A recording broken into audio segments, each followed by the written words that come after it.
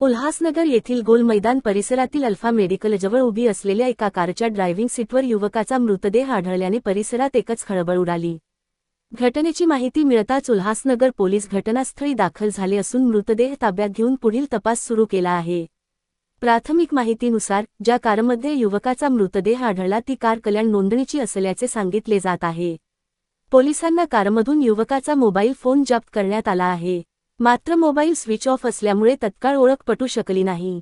वाहनाच्या नोंदणी क्रमांकाच्या आधारे संबंधितांच्या संपर्कात येण्याची प्रक्रिया सुरू करण्यात आली आहे।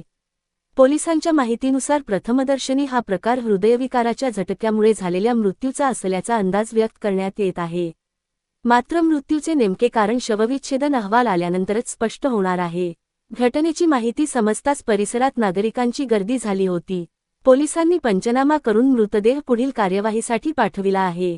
सदर प्रकरणाचा सर्व बाजूंनी तपास सुरू असून अधिक माहिती तपासानंतर समोर येणार असल्याचे